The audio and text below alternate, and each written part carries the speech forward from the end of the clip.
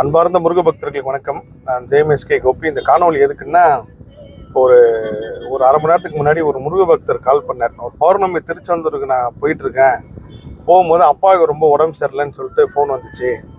நான் முருகர் கோயிலுக்கு போட்டுமா இல்லை அப்பாவை போய் பார்க்கட்டுமான்னாரு. நான் ரொம்ப அதிர்ச்சி ஆகிட்டேன். முதல்ல அப்பா அம்மா தான் முக்கியம். தெய்வம் அப்பா அம்மாவுக்கு அடுத்தது தான். அது மட்டும் இல்லை, நீங்கள் பௌர்ணமி திருச்செந்தூருக்கு போகிறீங்கன்னா அவ்வளோ சீக்கிரத்தில் போக விட்டுறாது விதி. மிகப்பெரிய அளவுக்கு உங்களுக்கு கர்மா மாறப்போ அது ஏதாவது ஒரு இடைஞ்சல் கொடுக்கும்.